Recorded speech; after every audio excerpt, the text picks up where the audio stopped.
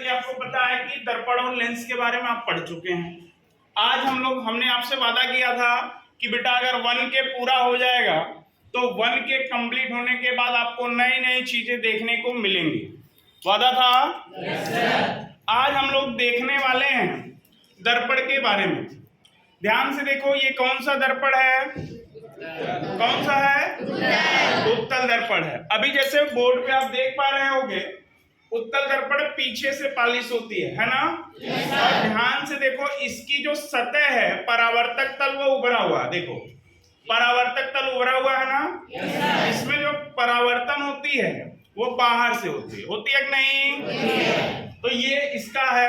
अब ध्यान से देखो, आप कैमरे में देख पा रहे होंगे कि इसमें जो प्रतिबिंब बन रहा है वो प्रतिबिंब कैसा बन रहा है? छोटा बन रहा है। कैसा बन रहा है? छोटा। तो छोटा बन रहा है। क्यों? आपको याद होगा बेटा कि जब भी आप देखते होगे ट्रक, बाइक, कार, इनके बगल में जो साइड मिरर लगाते हैं वो क्या होता है? उत्तल दर्पण होता है। क्या होता है? उत्तल दर्पण। क्यों? क्योंकि उसमें प्रतिबिंब हमेशा छोटा बनता है। ठीक है ना? अब देखो, ये कौन सा दर्पण है? कौन सा? अवतल दर्पण है।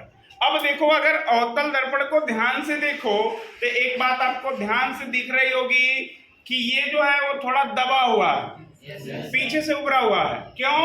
क्योंकि जो इसमें पालिश होती है, इसका जो परावर्तक तल होता है वो थोड़ा दबा होता है। हमने आपको बताया था कि केव का मतलब होता है गुफा। केव का मतलब गुफा। तो थोड़ा अंदर के टाइप का होता है, ऐसा नहीं कि पूरा झुका होगा।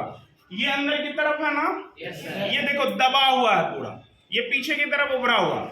इसमें जो प्रतिबिंब बनते हैं वो वास्तविक भी बनता है, उल्टा बनता है, और आभासी, सीधा और बड़ा भी बनता है, छोटा भी बनता है, और वस्तु के बराबर भी बनता है। ये देखो क्या है? लेंस है। कौन सा लेंस है? कौन सा लेंस? उत्तल लेंस। ध्यान से देखो, उत्तल लेंस क्या होता है कि वह लेंस जो बीच में क्या होता है? मोटा। बीच में क्या होता है? मोटा। और किनारों पर पतला होता है। उसे हम क्या कहते हैं? उत्तल लेंस कहते हैं। और आता है अगला आता है बेटा अवतल लेंस। कौन आता है? ध्यान से देखोगे तो ये बीच में पतला है और किनारों पर क्या है? मोटा है। इसे कहते हैं हम अवतल लेंस। अगर ध्यान से देखा जाए तो इसमें जो प्रतिबिंब बन रहा होगा, ध्यान से देखो, बड़ा दिख रहा है नहीं दिख रहा? बड़ा दिख रहा है? अगर इसमें बड़ा दिख रहा तो अवतल में कैसा दिखेगा?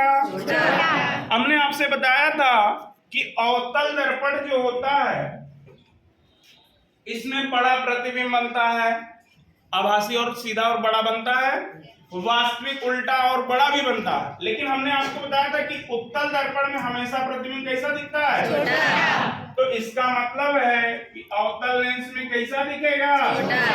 छोटा दिखेगा।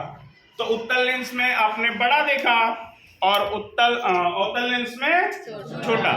बात समझ में आ गई? ये आपके दर्पण को आप स्पर्श करके और प्रतिबिंब को देखकर आप दर्पण को पहचान सकते हैं। बात समझ गए? Yes sir.